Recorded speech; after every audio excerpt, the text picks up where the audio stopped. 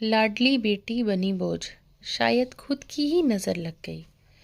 पायल अपने माता पिता की बहुत लाडली थी। 3 बड़े भाइयों की बहन थी। कोई भी चीज़ मांगने पर उसी वक्त सामने हाजिर हो जाती। पूरे घर में उसी की चलती थी। पूरे परिवार और नौकरों पर राजकुमारी की तरह हुक्म चलाती थी पायल। स्कूल में भी पूरा रौब था उसका। बड़े घर की लाडली जो थी वह, ऐसे ही उसने कॉलेज में दाखिला लिया।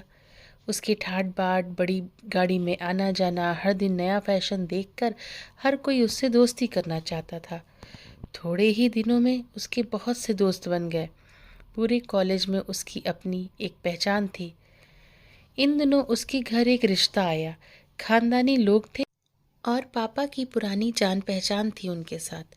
पायल के साथ कोई ज़बरदस्ती नहीं थी, पर पायल ने फिर भी हाँ कर दी, क्योंकि वह अपने परिवार से बहुत प्यार करती थी। वह जानती थी कि वह लोग उसका अच्छा ही सोचेंगे। लड़के का नाम रवि था। रवि काफ़ी पढ़ा लिखा और समझदार लड़का था। ससुराल वाले भी बहुत अच्छे थे। ससुराल में पायल की जगह वैसी ही थी जैसी कि मायके में। कोई भी कार्य पायल की सलाह के बिना नहीं होता था। सबकी लाडली बहू बन गई थी वह। फिर उसके घर एक बेटे का जन्म हुआ। सूरज पायल को जान से प्यारा था। पोता पाकर ससुराल वाले तो फूले नहीं समाते थे। पायल कभी कभी सोचती थी कि उसकी किस्मत कितनी अच्छी है। उसका हर अपना उसे कितना प्यार करता है। चाहे जीवन में कैसा भी समय आए, मेरे अपने हमेशा मेरे साथ हैं। मैं कभी अकेली नहीं हो सकती। कितनी खुशकिस्मत हूँ मैं। पर शायद पायल की खुशियों को उसकी अपनी ही नज़र लग गई थी। एक दिन वह मायके जाने की जिद कर बैठी। रवि को बहुत काम था, लेकिन वह फिर भी उसे ले गया। रास्ते में उनकी गाड़ी अन्य गाड़ी से टकरा गई। पायल, रवि और सूरज बहुत बुरी तरह जख्मी हो गए। काफ़ी दिनों के इलाज के बाद रवि और सूरज तो ठीक हो गए, लेकिन पायल पूरी तरह ठीक ना हो सकी। सर पर चोट लगने के कारण वह अपनी आंखों की रोशनी खो बैठी। अब पायल की किस्मत जैसे उल्टे पांव चलने लगी। मायके वाले कुछ दिनों तक उसे मिलने आते रहे। फिर कभी कभार फ़ोन ही करके पूछ लेते कि अब कैसी हो।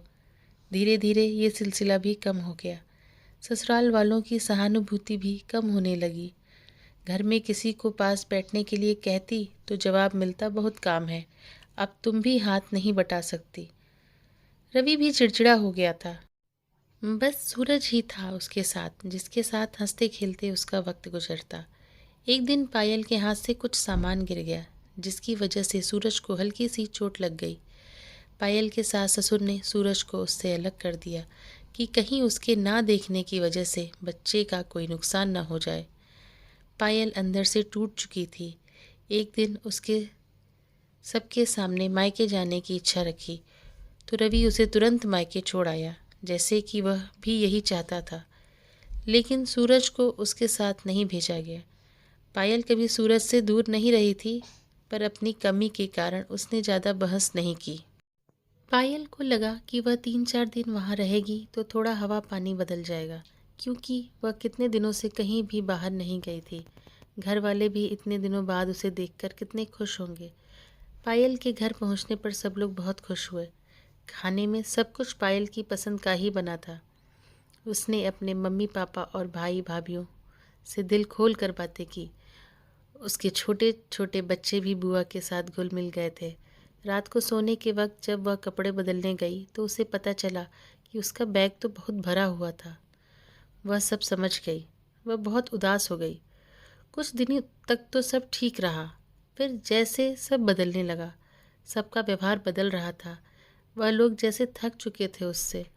सब लोग घुमा फिरा कर पूछने लगे कि रवि कब आ रहा है उसे ले जाने। वह बहाना बना देती, जबकि वह जानती थी कि उस घर में अब उसके लिए कोई जगह नहीं। पायल से चलते वक्त कुछ न कुछ नुकसान हो जाता। थोड़ी बहुत टोका टाकी उसे सुनाई देती, वह टाल देती। एक दिन उसके हाथ से लगकर एक कीमती फूलदान टूट गया। छोटी भाभी ने बहुत हंगामा मचाया। पायल के माता पिता रोज़ रोज़ के झमेलों से तंग आ गए थे। उन्होंने रवि को खुद से फ़ोन कर दिया। रवि पायल को अपने घर ले गया। पायल को अपने परिवार वालों से ये उम्मीद ना थी। जिस पायल के कहे बिना घर में एक पत्ता भी नहीं हिलता था, उस घर के लिए वह अब बोझ बन चुकी थी। रवि के साथ ससुराल आते वक्त वह बहुत खुश थी, क्योंकि वह अपने घर जा रही थी, अपने जिगर के टुकड़े सूरज के पास। परंतु यह खुशी भी कुछ पल की ही थी। सारा बंदोबस्त पहले ही किया हुआ था। पायल को सीधे ऊपर वाले कमरे में पहुंचा दिया गया। सूरज से दूर रहने की सख्त चेतावनी दी गई। एक काम वाली लता को उसकी जिम्मेदारी सौंपी गई, जो उसके खाने पहनने कैसी ज़रूरतों का ध्यान रखती। पायल ज़्यादातर चुप ही रहती, कभी कभी काम वाली दीदी से थोड़ा बतिया लेती। उसके जरिए सूरज का पता चल जाता। सबकी लाडली बेटी और बहू सबके लिए लाडली से बोझ बन चुकी थी। दोस्तों, ये कहानी आपको कैसी लगी हमें कमेंट करके ज़रूर बताएं, और कहानी पसंद आई हो तो वीडियो को लाइक करें और चैनल को सब्सक्राइब करें। Thank you.